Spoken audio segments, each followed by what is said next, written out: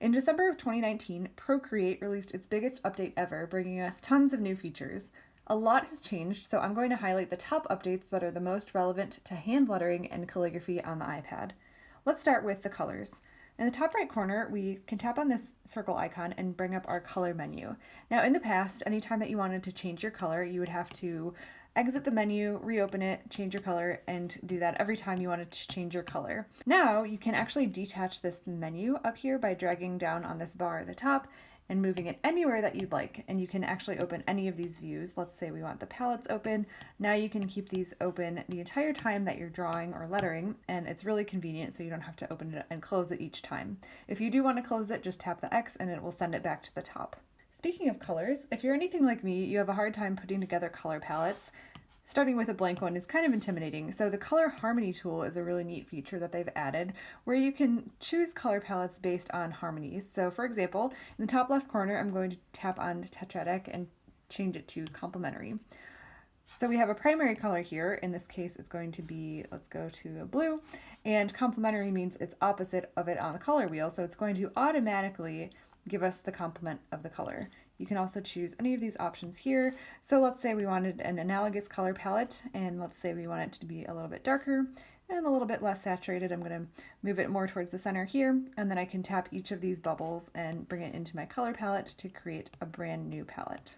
Speaking of colors, Procreate 5 now offers 10 colors in your color history. In the past, you could toggle between your previous color by tapping and holding on that top circle, and it would bring you to your previous color, but now you can see all 10 colors you've recently used. Please note that this is not currently available on some iPad models that have smaller screens. Another update in Procreate 5 that you may have noticed is a secondary color option.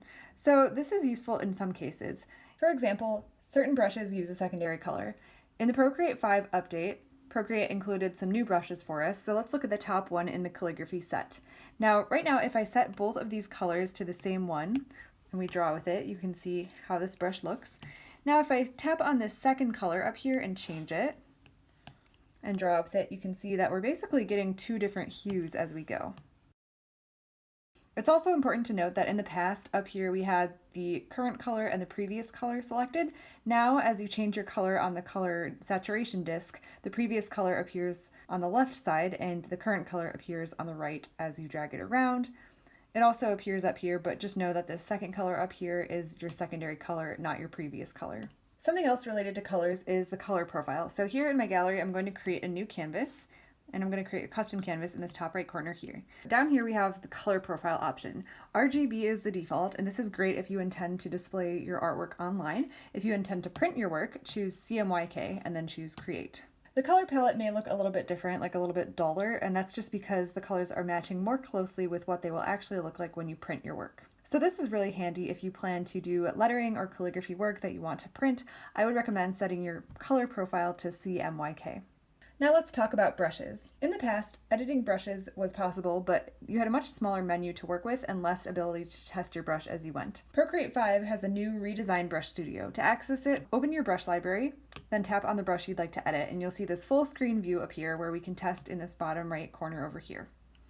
You can actually change the color that you're testing with too by tapping on the drawing pad and picking a different color. This is really nice because you'll also see that as we make changes to the brushes, they'll update in real time over here. One really amazing update that you're already seeing is color dynamics. So on the left-hand side, we have all of the past brush settings, but there are tons of new settings in here as well.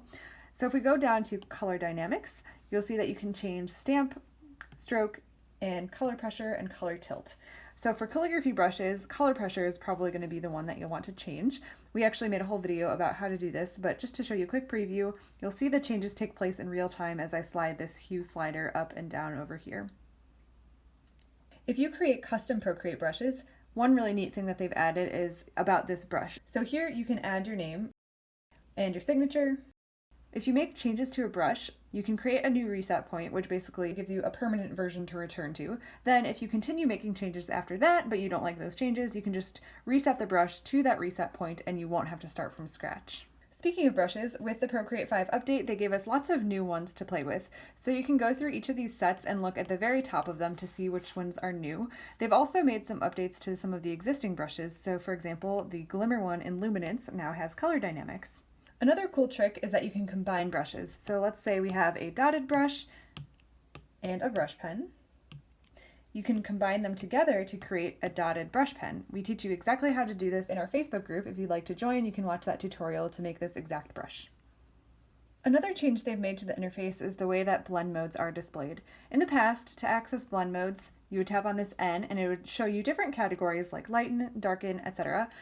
Now they have it all in one list. So that does make it a little bit more difficult to find, but it also makes it really easy to experiment with them because you can just scroll through them and see the changes happening in real time. Another tool they've added is the clone tool. This is found under adjustments, right here under Liquify. It's going to give you a circle and you'll place this circle on whatever object or drawing you want to clone.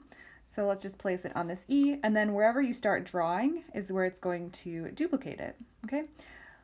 So if I wanted another random E up here, I could do that. I can also change this to different areas that I wanted to clone. Now this only works on whatever layer you're on. So if I wanted to clone this S, you can see nothing's happening here. That's because the S is on a different layer. So if I wanted to clone the S, I would have to reopen that clone tool and put it on top of the S and then continue drawing. Thanks so much for watching. I'd like to invite you to join our free private Facebook group where we post tutorials, tips, do live videos, and you can share your work with other fellow artists.